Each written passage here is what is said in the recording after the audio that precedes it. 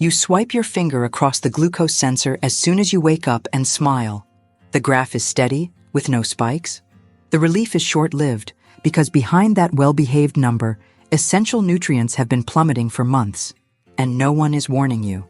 Diabetes often takes center stage, but it also silently rewrites the vitamin absorption manual starting at breakfast. Among the forgotten victims, the most underestimated is vitamin A. In theory, just carrots and salmon are enough to ensure sufficient retinol. In practice, high glucose sabotages the enzymes that convert carotenoids into active retinol. The consequences manifest in subtle signs: blurred night vision, persistent tingling in the fingers, declining fertility attributed to stress, and kidney discomfort disguised as inadequate hydration. Confident shoppers navigate the refrigerated aisles of Publix in Orlando, stocking up on organic kale, believing they're covered, oblivious to the fact that the plant-to-retinol conversion depends on an enzymatic machinery that hyperglycemia slows down. The problem doesn't stop there. Researchers at the University of Michigan found that adults with prediabetes reduced almost 40% of their liver's vitamin A reserves in just 18 months, even while consuming what are considered adequate doses. The explanation is metabolic. Chronically elevated glucose releases proteins that sequester retinol for oxidative defense pathways, leaving the retina and liver in a permanent deficit. In daily life, this translates into that feeling of sand in the eyes while driving at twilight, or the fatigue that hits before the last afternoon meeting. There's a rarely mentioned chapter. Pancreatic beta cells require a minimum stock of retinol to mature insulin granules. Researchers from the National Institutes of Health observed delayed hormone release in deficient animal models, mimicking the typical slow phase of postprandial blood sugar spikes in type 2 diabetes. In practical terms, that glucose curve that takes hours to drop may not just be the fault of the pasta you had for lunch. It might be a lack of vitamin A. Turning this situation around doesn't require miraculous formulas. Not everyone can face liver twice a week, but a can of wild salmon, affordable and available year-round, delivers ready-to-use retinol without culinary feats. Even simpler, adding a spoonful of cod liver oil to your morning oatmeal provides a natural emulsion that crosses the intestinal mucosa even when glucose levels interfere. And kale is still on the plate, as long as it's served with a good source of fat, like extra virgin olive oil or nuts, and isn't microwaved to the point of destroying beta-carotene. Consider Susan, a teacher in Charlotte. She tracks every meal on an app, walks her dog at dawn, and keeps her hemoglobin A1C in range. Still, a visual field exam detected subtle blind spots. Investigating further revealed low vitamin A. No megadoses were needed, simply swapping non-stick spray for oil, adding cod liver oil to her vitamin D combo, and including a can of sardines in her Wednesday lunch sufficed. In 4 weeks, the fog in her eyes retreated, and her afternoon energy surge stabilized. The bioavailability of retinol depends as much on what you eat as on when you eat it. Insoluble fibers from the ultra-wheat breads loved in Seattle can cut absorption in half when eaten alongside sources of vitamin A.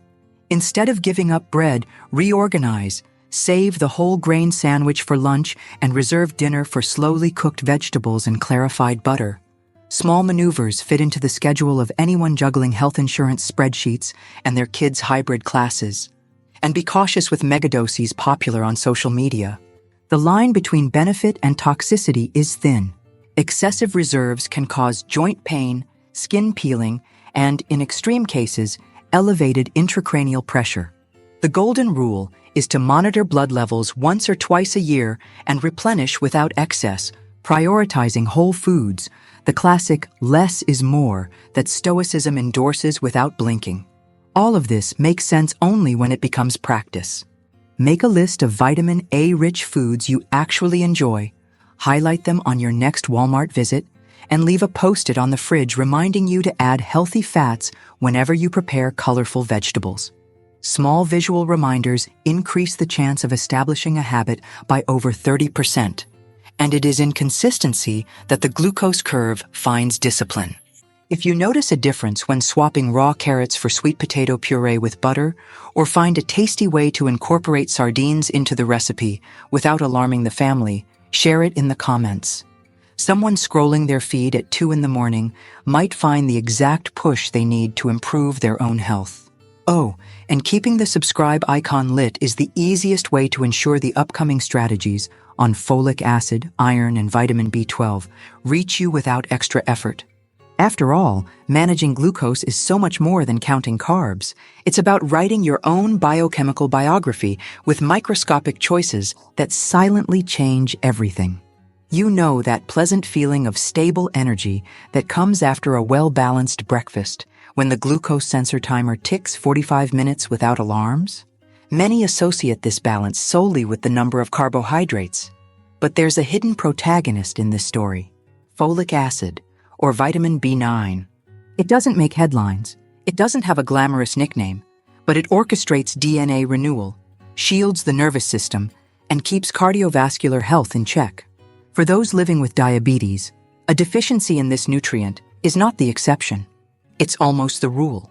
Everything begins in the gut, where chronic hyperglycemia thickens the mucosa and blocks the doors for folate's entry, while metformin, a steadfast companion for many patients, competes for the same transport. The result? What you thought you were getting from lunch's spinach leaves ends up blocked before it even reaches the blood. The first sign rarely gets noticed. It can be a subtle tingling in the feet during a binge-watching session on the couch, that sudden fatigue in the middle of the afternoon, or a slight wake-up call when a homocysteine test returns above normal. However, the damage deepens silently. Without sufficient folic acid, the cell fails to transform homocysteine into methionine.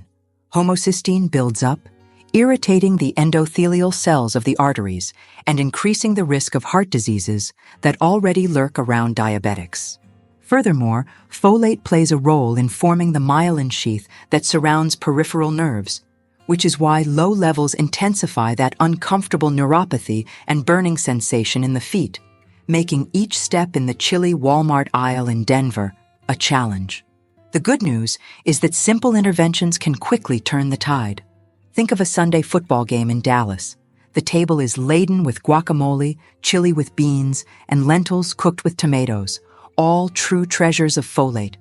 If your routine doesn't allow for bubbling pots every day, just 2 cups of baby spinach blended into your morning smoothie can cover nearly half your daily recommendation.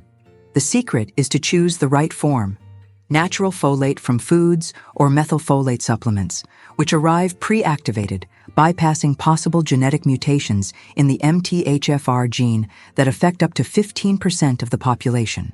Family doctors in Providence report a drastic improvement in patients' lipid profiles who simply switched from cheap synthetic folic acid to low-dose sublingual methylfolate. But folate rarely stands alone. It pairs with iron, and this is where the plot thickens.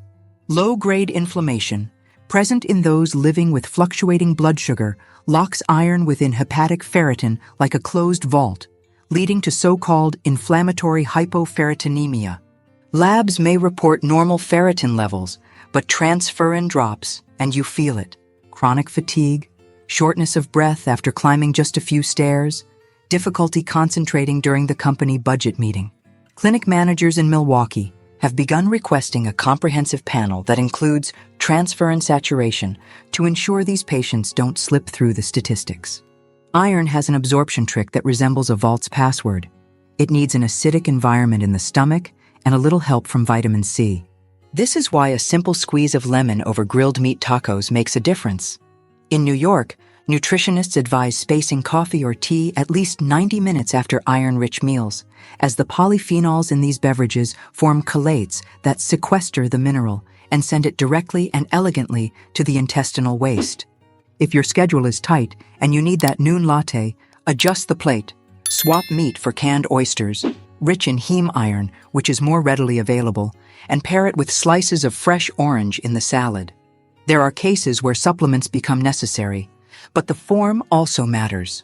Ferrous sulfate is cheap, but it often irritates the gastric mucosa and causes constipation, a problem that already plagues many diabetics who take opioids for neuropathic pain. Alternatives like bisglycinate or ferrous fumarate offer better tolerance without compromising absorption. Pharmacists in Omaha have noted a 30% drop in reports of adverse effects when patients switched to bisglycinate, even in lower doses. On the flip side, those facing more severe anemia might need intravenous infusion, a solution gaining popularity in iron therapy clinics in Miami, where executives can't afford to miss work due to extreme fatigue. One detail that many overlook: folate and iron compete for space with calcium in the intestines. This means that innocent Greek yogurt added to your enriched cereal bowl can reduce the absorption of both. The solution? Separate dairy from main meals rich in these micronutrients or stagger the supplementation. Just a simple 2-hour gap between one and the other ensures each nutrient shines without interference. Real stories illustrate better than any graph. Consider Marcus, a truck driver in St. Louis, diagnosed with prediabetes 3 years ago. He was taking metformin, counting on the medication to be enough. Constantly tired, he shortened his routes for more sleep and blamed stress. During his annual checkup, he found high homocysteine and low transferrin levels, though ferritin appeared normal. The nutritionist prescribed 400 micrograms of sublingual methylfolate and 30 milligrams of bisglycinate iron, both taken away from the calcium-rich protein shake he drank on the road. 2 months later, Marcus reported his energy returning. He spent less time stopped on the shoulder, and on top of that, his fasting glucose dropped 7 points, possibly because his body resumed efficiently oxygenating muscles. These results don't come from miracles, but rather from small daily realignments. Swapping white bread for lentil wraps, seasoning spinach salad with lemon, or choosing bison meat when it's on sale at Costco are gestures that boost folate and iron reserves without dramatically altering the eating habits of those living in the United States. And of course, maintaining a minimal routine of examinations, ferritin, transferrin, homocysteine, hematocrits, every 6 months avoids unpleasant surprises. Perhaps you've noticed, when a micronutrient finds its place again, glucose also behaves better. This biochemical dance echoes the Stoic philosophy that small daily virtues build a strong life. Here, small nutritional corrections create a more resilient metabolism. If any of these tips resonated with you, it's worth jotting down on a post-it on the fridge door or setting a recurring reminder on your phone.